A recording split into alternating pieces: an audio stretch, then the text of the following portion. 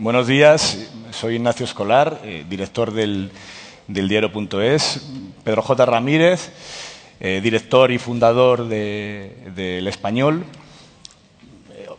Esto no va a ser una entrevista, sino una conversación en la que no es la primera vez que hablamos tampoco, porque nos conocemos desde hace unos cuantos años, pero que es una conversación un poco peculiar, porque estamos sentados los dos no como periodistas o no solo como periodistas, sino ambos como periodistas, principales accionistas, promotores.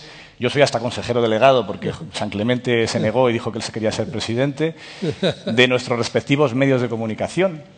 Uno, el diario.es, que ya lleva 2 años y medio, otro, el Español, que está a punto de nacer. ¿Esto cómo ha pasado, Pedro? ¿Qué ha sucedido para que tú y yo, que somos periodistas, nos veamos obligados o nos veamos empujados a tener que montar nuestros propios medios de comunicación? Y en tu caso, ¿ha sido un impulso, una necesidad? ¿Te ves obligado por cómo es tu final en el mundo o es una decisión de es la mejor opción para el futuro? Bueno, buenas tardes, buenos días a todos. Me siento muy contento y muy honrado de haber sido invitado de nuevo a este congreso y de comprobar cómo está creciendo en importancia lo que en las primeras ediciones pues era una iniciativa poco menos que testimonial y pionera, pues está ocupando ya el centro de la escena, tal y como está ocurriendo con el periodismo digital dentro del propio periodismo. Yo quiero aprovechar a que aquí hay muchos colegas y muchos protagonistas de la escena periodística digital para dejar constancia de mi homenaje, de mi gratitud a todos los que habéis ido abriendo el camino, desde luego extensiva al caso de los compañeros del diario, porque ya es un sector en el que las cosas están funcionando por simpatía, es decir, por contagio. Y el hecho de que haya ya medios de comunicación rentables desarrollando una actividad además notable desde el punto de vista de la calidad de los contenidos, pues es un factor de credibilidad muy importante para poder emprender un proyecto nuevo como el del Español.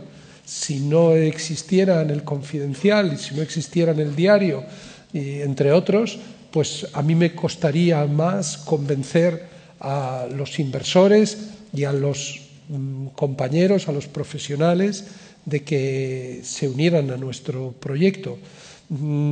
Pero es que yo creo que estamos haciendo de la necesidad virtud.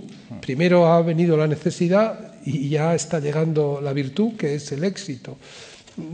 Es evidente que el desmoronamiento del viejo modelo de negocio de los medios tradicionales ha supuesto una presión creciente sobre las redacciones y en realidad el periodismo de autor siempre ha estado muy vinculado con el buen periodismo y con los momentos de desarrollo de la libertad de prensa. Si nos remontamos al siglo XIX o incluso a finales del XVIII, tanto en la Francia revolucionaria como en la España de Cádiz y luego el trienio liberal, eran periodistas los que protagonizaban los proyectos editoriales.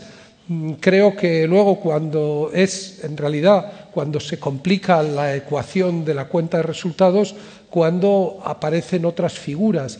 Y yo creo que siempre es necesario que haya alguien con un concepto empresarial en la cabeza. En vuestro caso, Pepe San Clemente es vuestro presidente y tú eres el consejero delegado, pero aquí está Eva Fernández, que es la consejera delegada del Español, y yo soy el presidente. El Español todavía no tiene director. Veremos a ver quién le toca, ¿no? Al final a quién le toca. Pero yo creo que en los últimos tiempos esas figuras empresariales que siempre son imprescindibles, porque creo que hay aptitudes que son complementarias y que en una empresa periodística tiene que haber un proyecto intelectual, pero también tiene que haber capacidad de gestión. Lo que ha ocurrido en los últimos tiempos es que personas que ocupaban esos lugares han terminado metamorfoseándose en una especie de comisarios políticos de los poderes establecidos, porque ha sido a través de ellos, la planta de arriba es una metáfora, pero es una realidad el cauce a través del que los poderes económicos y políticos, aprovechando la situación de superioridad en la que iban quedando como consecuencia del hundimiento de la cuenta de resultados, utilizaban a estas figuras como el cauce para ejercer la censura y para introducir la autocensura en las redacciones. Yo creo que ni tú ni yo probablemente teníamos vocación de empresarios. Lo que pasa es que, chico, yo no conocía ningún periódico ni en 1989 ni tampoco en 2015 que me quisiera contratar y que estuviera dispuesto a pagarme un poquito de dinero, que es lo que a mí me gusta ganar. Por lo tanto, he decidido poner toda mi indemnización para poder pagarme un sueldo decente, ¿no? Sí, en el proyecto. En mi caso, cuando cierra Público, yo tengo algunas ofertas para irme a trabajar a otros sitios, pero sobre todo lo que tengo es la sensación, primero, de que es el momento de montar un medio de comunicación. No ya porque sea una solución a corto plazo a mi momento profesional, sino porque creo que a largo plazo va a ser lo que más independencia y más autonomía me iba a dar.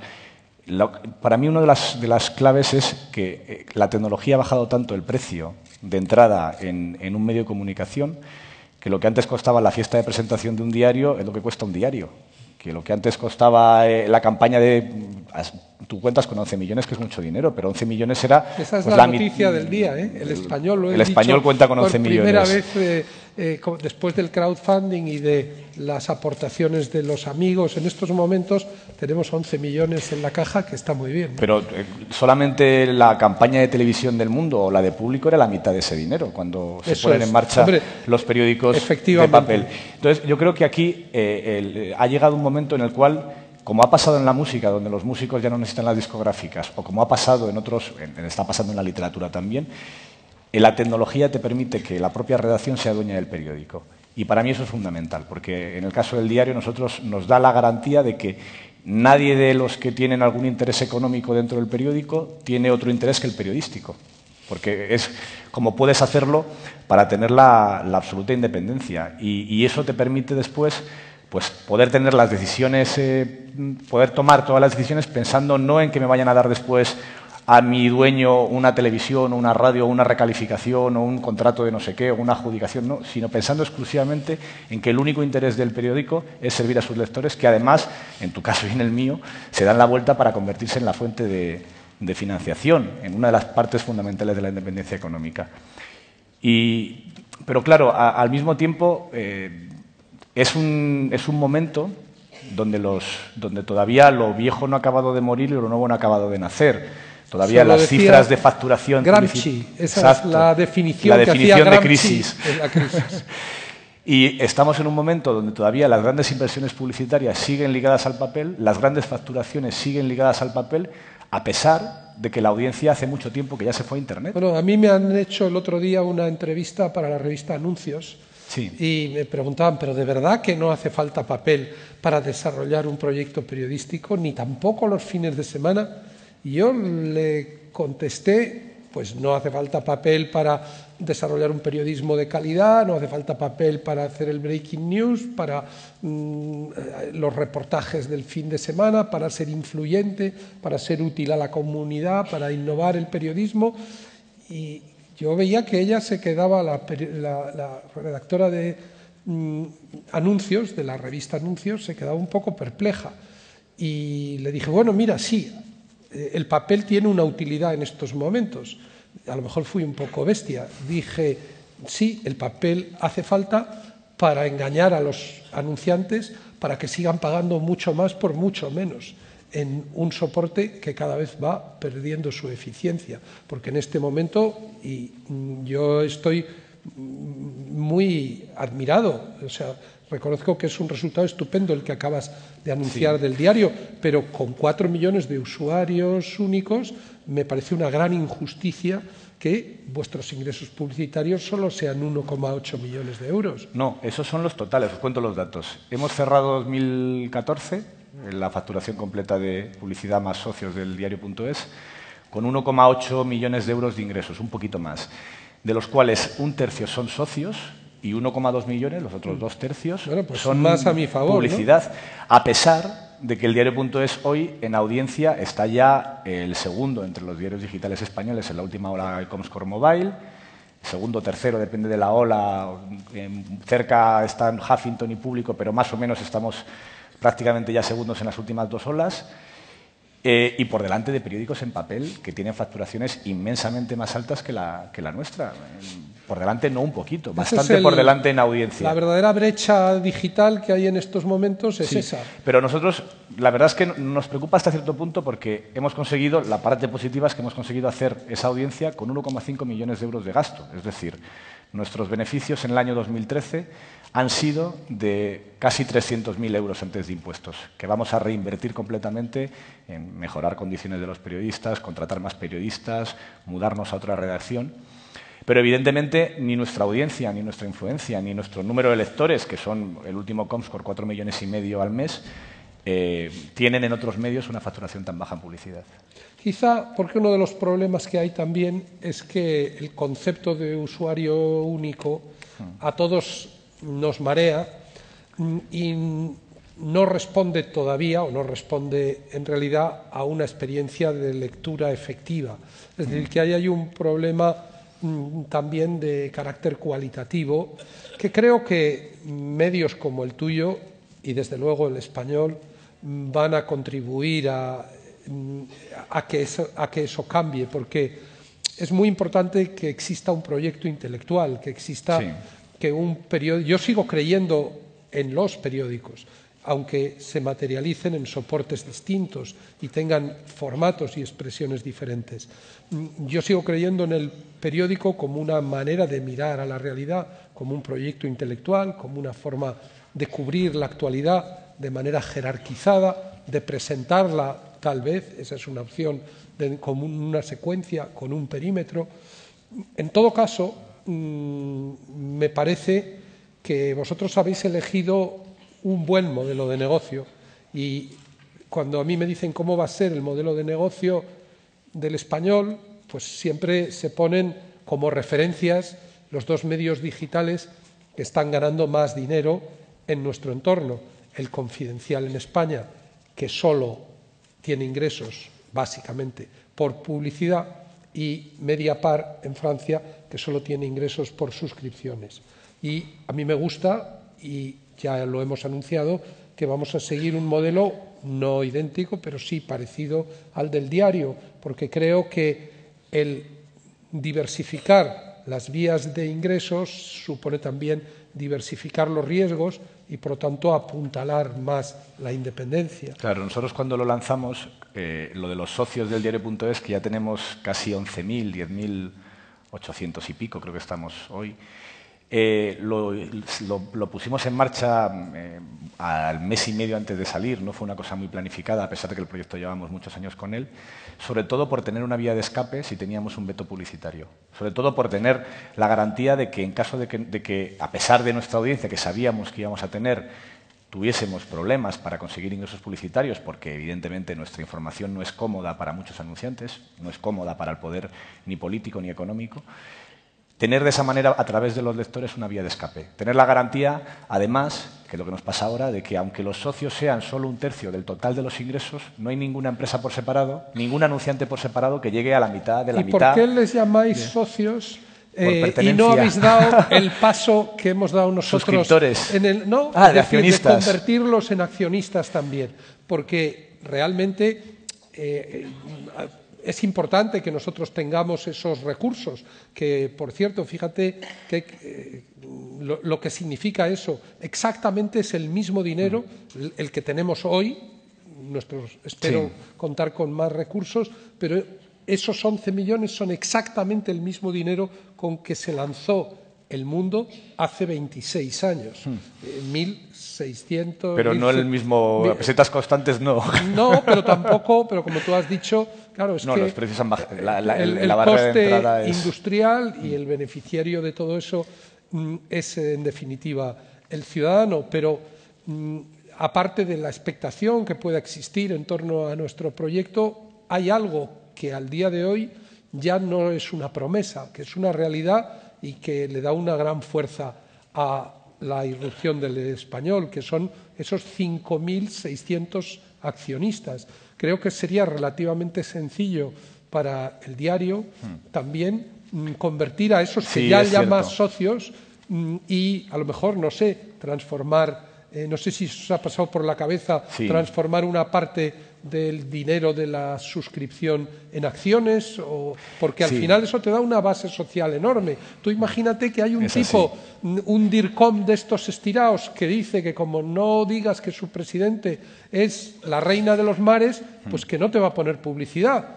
Pues tú dices, bueno, pues ya se lo contaré a mis 5.600 accionistas que están en las redes sociales y que tienen la opción de tener una relación comercial con tu compañía o con otra. Es decir, creo que el que un proyecto surja con esta base social es un activo muy importante. Sí, no, estoy de acuerdo. Nosotros no lo hicimos así, un poco por complejidad técnica en el arranque, pero no descartamos no hacerlo más adelante, el abrir el accionariado del diario.es a sus lectores, ¿no? Porque ya el llamarles socios es también parte de ese compromiso, no son simples suscriptores que pagan por un periódico y se lo llevan, ¿no? Yo creo que nosotros elegimos socio porque se parece más a la razón por la cual te apoyas a Greenpeace o a Amnistía Internacional o a Oxfam, eres socio de una ONG, que a ser suscriptor o abonado, que es un poco el otro extremo de una televisión, ¿no? Yo creo que los dos extremos de las razones por las cuales tú puedes poner algo de dinero en una cosa es o por un servicio puro y duro de quiero ver el partido del Madrid y me abono a Pero es que a además Movistar, con los buenos resultados que ya habéis tenido, es que yo entiendo, en nuestro caso, por supuesto que ha funcionado el componente emocional de algo importante que puede contribuir a mejorar la calidad de la democracia, a innovar en el periodismo, algo importante va a surgir y yo quiero ser parte de ese algo importante. Pero yo creo que muchos de los que han invertido también lo han hecho porque creen que hay unas buenas expectativas de que sea un negocio muy rentable. Y yo creo que cuando nuestra consejera delegada, que como digo está por aquí, dijo en el desayuno del Rich, yo creo que estabas tú. Estuvo mi padre, yo al final no pude ir. Bueno, tenía radio ese día. Era un buen reparto. Daba otro escolar. Bueno, total, bueno, es igual. Cuando ella dijo que el español va a valer 100 millones de euros dentro de 5 años, pues es que no es ningún disparate. Y si vosotros ya estáis en el tercer año, ¿no? Estamos entrando en el tercer año, Pues llevamos eso, 2 años y si medio. Si en vuestro segundo año ya habéis obtenido beneficios, pues es que además, claro, vais a reinvertir y vais a seguir incrementando la redacción, pero habrá un momento en que esos beneficios empezarán a crecer y podréis dar dividendos. Sí. Y, por lo tanto, creo que ese es un camino y que va a ser el factor diferencial de lo que va a empezar a ocurrir este año, que se va a percibir que los medios digitales ya no son startups, ya no son proyectos llenos de ideas innovadoras, pero faltos de músculo, y creo que va a haber un interés creciente en invertir en proyectos como los nuestros. Nosotros lo que hemos detectado con los socios, y me imagino que en tu caso como accionista será tanto más, es el nivel de exigencia que tiene el lector contigo, que es mucho mayor que el que tenían con el periódico físico que compraban, pero que al haber un objeto y una transacción comercial muy clara de deme usted este papel, yo le doy €1, no era tanto el nivel de cercanía que implica que el de nuestros socios o el de tus accionistas. Y una de las cosas que más nos obliga a nosotros es, nos exige un nivel de transparencia en todo, en absolutamente todo, detallamos hasta los sueldos de la redacción, hasta por supuesto, ingresos, gastos, costes, las partidas presupuestarias. La próxima semana, el lunes, daré todos estos datos a mis socios y a mis lectores. ¿Vosotros vais a hacer cosas de ese tipo también? ¿De contar Claro, todas las hasta el tripas extremo, pero fíjate, hasta el extremo del español? hasta el extremo de que ya estamos pensando cómo organizar nuestra primera Junta General de Accionistas, que además va a ser algo más que una Junta General, va a ser el Día del Accionista. Claro, solo la complejidad logística de 5.500 asistentes potenciales ya es un desafío extraordinario. Y, desde luego, nosotros tenemos que predicar con el ejemplo en todo lo que sea prácticas de transparencia y de buen gobierno. Es decir, que no ya los datos que pueda dar una compañía, los datos que tenga que dar la compañía cotizada más exigente, ese tiene que ser el rasero por el que nos midamos nosotros. Nosotros, el compromiso que tenemos es quiénes son los accionistas, cómo son el rango de sueldos. Contamos incluso la diferencia entre el sueldo más bajo y el sueldo más alto de la redacción, y tenemos un compromiso con la redacción, en mi caso, y con los lectores en el proyecto, de una relación muy igualitaria, de 1 a 3 entre el sueldo más bajo y el más alto de la redacción. Y ayer mi padre, en la presentación al Senio Escolar, director de 20 minutos, en el discurso inaugural del Congreso, insistía mucho en eso. Decía que una de las obligaciones de la nueva prensa, o de la prensa en general, tanto la que intenta darle la vuelta al resultado en el papel como la que nacemos ahora en Internet o la que está en Internet, era con la transparencia, que no podemos estar dando lecciones a los políticos diciendo desnúdese usted, enséñenos su patrimonio, al mismo tiempo que soportábamos la opacidad, y que teníamos también que pelear, por una cosa que te quería preguntar tu opinión, para que la publicidad institucional también lo sea, para que la publicidad del Estado, para que el dinero que las administraciones públicas, pequeñas, medianas y grandes, ayuntamientos, autonomías, diputaciones, gobiernos centrales, cómo se gasta ese dinero de los ciudadanos, que sea completamente transparente. Bueno, desde luego nosotros tendremos un abanico mucho mayor desde el punto de referencia entre los sueldos más altos y los más bajos. ¿Pero vais a publicar los sueldos? Pues probablemente. Es decir, desde luego lo que vamos es a intentar captar talento de primera división entre los periodistas más reputados, con más cualificación en los distintos ámbitos. Y eso es imposible si tienes un abanico salarial como el que tenéis vosotros, excepto que haya pues una motivación de carácter ideológico muy fuerte por parte de quienes, teniendo experiencia y capacitación, acepten sueldos tan bajos. No, nosotros queremos desde el principio, a la vez que vamos a hacer la mayor oferta y la mayor contratación de periodistas jóvenes, en muchos casos sin experiencia o con corta experiencia del sector, nosotros queremos al mismo tiempo que en nuestra redacción estén algunos de los periodistas más prestigiosos, más cualificados, más reputados, entre otras cosas, para que sirvan de referencia y de estímulo a los más jóvenes, ¿no? Pero bueno, en definitiva, esto en definitiva, son proyectos distintos y yo me parece respetable lo que tú dices. En todo caso, comparto el principio de transparencia, porque el español... ¿Y el de la policía institucional? ¿Tú crees que tenemos que pelearnos para que esos datos sean públicos? Mira, yo dije en aquel coloquio del Rich, que te lo perdiste, algo que va más allá, no solo lo de la publicidad institucional, en lo que se refiere a las entidades públicas. Yo es que creo que también las grandes corporaciones, las grandes empresas cotizadas deberían informar a sus accionistas.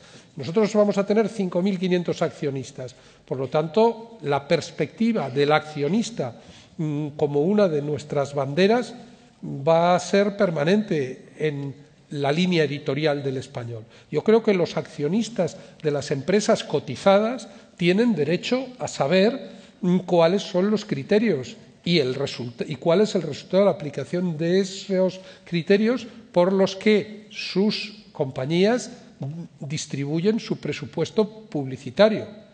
Y en el día en que se hicieran públicos los gastos que se camuflan bajo el concepto de publicidad y gastos con medios informativos de las grandes empresas cotizadas, el escándalo de las tarjetas Black de Caja Madrid va a ser una broma comparado con la que se va a organizar cuando se sepan algunas de las cosas que han pasado y que siguen pasando, es decir, de cómo ese presupuesto se utiliza con finalidades que nada tienen que ver con la publicidad, es decir, sí, con la mejora de la posición ayer en el Arsenio mercado. Escolar lo llamaba publicidad de pesebre y de trabuco, para que no me disparen o para dar de comer a los fieles. Vamos a abrir preguntas por ahí hay una, ahí hay otra. No tenemos mucho tiempo para preguntas, pero por lo menos 3 o 4 yo creo que sí que vamos a poder. Hola, sí, quería hacerle una pregunta a Pedro J. Ramírez. Aquí. Creo que, sí, hola. Creo que el español, y es algo bastante probable, le va a robar muchos lectores al mundo cuando ya el proyecto eche a andar. ¿Usted cómo se siente con respecto a esa posibilidad? Gracias. Bueno, yo no creo que eso tenga que suceder necesariamente así, porque el concepto de competencia en el mundo digital es muy distinto que la competencia entre los legacy media en los kioscos de venta de periódicos, porque cuando tú compras un periódico impreso, estás tomando una opción entre unas cuantas. Estás comprando un periódico y dejando otros. Hombre, puede haber alguien que se lleve 2 o que se lleve 3 o que compre todos los periódicos para la oficina, pero lo habitual es que compras uno en exclusión de otros. En cambio, el consumo de información en el mundo digital responde a otros parámetros. Casi diría que es más importante el acelerar el desplazamiento de lectores del mundo tradicional al mundo digital que la propia competencia entre medios digitales. Como una y otra vez repetimos, we are all in the business of attention. Todos competimos entre nosotros, no solo entre los medios de comunicación, sino con quienes hacen propuestas de entretenimiento o quienes hacen propuestas de todo tipo en la red, pero lo esencial es cuánto tiempo del que dispone la gente para informarse o divertirse se dedica a medios online. Y yo creo que desde este punto de vista la llegada del español con una oferta de periodismo de calidad va a ser un refuerzo para todos los demás medios digitales. Es decir, a lo mejor se acelera la pérdida de lectores, de compradores del mundo, del país y del ABC en los kioscos, pero no necesariamente van a disminuir los usuarios únicos, es decir, o más específicamente los lectores del mundo de cualquier otro medio digital. Tal vez por eso, desde que se anunció nuestro proyecto, cualquiera puede comprobarlo, el boicot a toda información que afecte al español es absoluto en los legacy media. Y sin embargo, medios digitales, cada uno de su padre y de su madre, están dedicando una atención, yo creo que merecida, solo faltaría que no creyera yo que es merecida, pero, hombre, evidentemente va a ser un proyecto importante que nace en unas circunstancias de todos conocidas y, por lo tanto, es lógico que exista una expectación. El Confidencial, el diario Voz, Infolibre, Libertad Digital, Periodista Digital, PR Noticias, Infobolsa, todos han dedicado sin ningún tipo de cortapisa espacios a informar del nacimiento del español. En El Mundo no se ha publicado una línea, pero tampoco en El País, en el ABC o en La Razón. Yo creo que el mundo digital nos recibe con los brazos abiertos dentro de un orden y el mundo analógico los legacy media son los que están refrotándose las manos y tratando de imaginar cómo se podría detener el nacimiento de un orden nuevo para preservar el orden viejo, ¿no? Yo lo veo más en estos términos.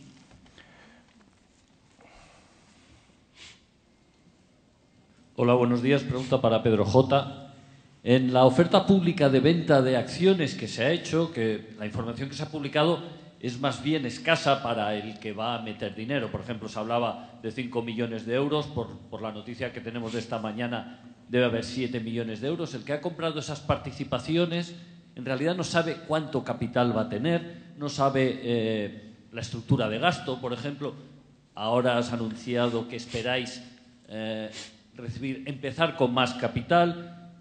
Hay poca información. Yo no sé si esos accionistas tienen un derecho de recompra de esas acciones o si están en una posición un tanto indefensa ante acciones que toméis de ampliación de capital porque se va a diluir el suyo.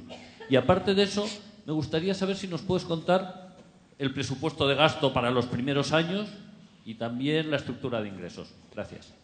Bueno, casi debería de pedirle a la consejera delegada que tomara la palabra, pero como ya le he escuchado a ella unas cuantas veces, pues más o menos las grandes cifras me las conozco. Bueno, en primer lugar, la referencia a los 5 millones fue algo que nos pidió la CNMV que incluyéramos específicamente relacionado con el proceso de crowdfunding. Es decir, nosotros hemos suscrito participaciones o acciones del Español. Habrá una Junta General prevista para el 31 de marzo, en todo caso para el entorno de estos próximos días, en el que las participaciones de la sociedad limitada se convertirá en sociedad anónima y las participaciones se convertirán en acciones.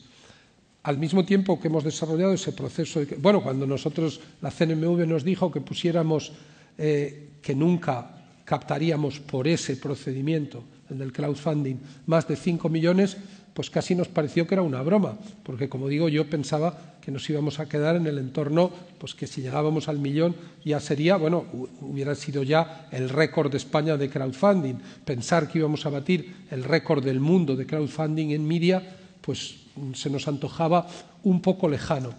Como digo, al mismo tiempo se han producido las aportaciones de los fundadores. La más importante y transparencia absoluta pues es la mía, y yo anuncié en Twitter cuánto dinero puse la primera vez y cuánto dinero he ido poniendo a continuación. Luego, hasta completar, está la suma de mis propias aportaciones que son públicas, el resultado del crowdfunding que es público. ¿Por qué llegamos a 11 millones de euros? Porque al mismo tiempo otros fundadores y sus familiares han hecho también aportaciones. Desde luego, los accionistas que han participado en este proceso han tenido mucha información.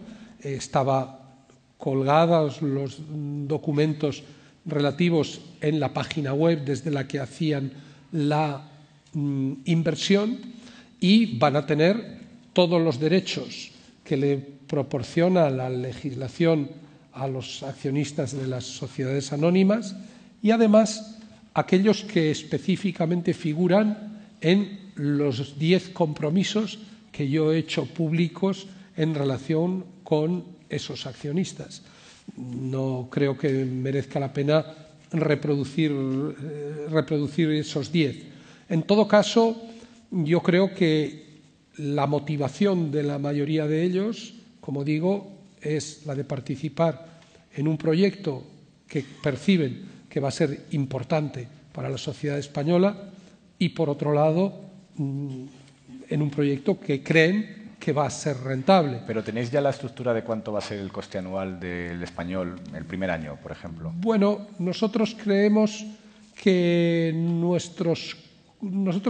creemos que vamos a tener unos 5 millones, un poco más, de costes de plantilla. Y creemos que en total no sé si que me corrija Eva, no sé si estamos pensando en 8 millones de costes, no sé, ¿dónde está Eva? 8 millones, ¿digo bien? Bueno, pues 8 millones aproximadamente de costes en total el primer año. Nosotros creemos que ese año perderemos entre 3 y 4 millones de euros. Creemos que el segundo año perderemos 1 millón o algo menos y que el tercer año estaremos en beneficios. Pero estamos todavía, faltan todavía 6 meses para nuestro nacimiento y estamos en un sector en el que todo es muy dinámico y no descartamos que en el momento de nacer nuestro business plan haya evolucionado de forma significativa. Una última pregunta, porque estamos fuera de tiempo. Sí, nosotros, de una manera similar a lo que ha descrito el diario, nosotros vamos, solo en nuestro business plan, solo hemos incluido los conceptos, 2 fuentes de ingresos que están testadas y que ya existen ejemplos en España de que por esos 2 caminos se consiguen objetivos razonables, medidos con parámetros profesionales, científicos, ¿no? Por un lado, la inversión publicitaria, y hemos calculado en función de nuestro tráfico. Nosotros nos estamos planteando unos objetivos modestos. Nosotros cumpliríamos nuestros objetivos si el primer año estuviéramos por debajo del tráfico que ha tenido el diario en su segundo año de vida. No queremos hacer una oferta de gran calidad desde el primer día, muy rica en contenidos, pero no pensamos que vayamos a comernos el mundo, ni el país, ni el ABC, ni el diario. Es decir, vamos a llegar con humildad y con unos objetivos modestos, pensando en que el proyecto irá escalando paulatinamente.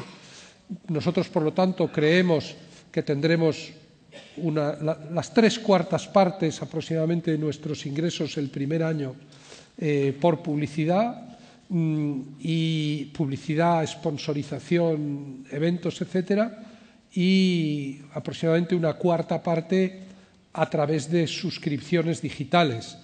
Nosotros estamos pensando en que al final del primer año tendremos unas 20.000 suscripciones digitales. Lo que pasa es que vamos a nacer ya desde el principio probablemente con la mitad de ese objetivo, o casi la mitad de ese objetivo conseguido. Por lo tanto, me parece que es un objetivo bastante asequible. Y no sé qué más, creo que está bastante, bueno, como propósito de declaración. Insisto en la salvedad para que el año que viene o dentro de 2 años alguien no me diga, pues es que luego las cifras han sido muy distintas. Faltan 6 meses para nuestro nacimiento, el sector está en transformación constante y es muy posible que nuestro plan de negocios también es verdad. Estamos consiguiendo mucho más capital del que nos poníamos como objetivo y eso nos puede dar también más margen de maniobra para acelerar nuestro proceso de maduración o para desarrollar actividades complementarias que generen nuevos gastos y nuevos ingresos. Por lo tanto, que no se entiendan estas cifras como un compromiso público, sino como un ejercicio de transparencia de la situación en la que estamos hoy. Nos hemos quedado sin tiempo para más preguntas, lo lamento porque sé que había varias más pedidas, pero estamos muy fuera de tiempo. Muchísimas gracias por este rato. Gracias, Pedro.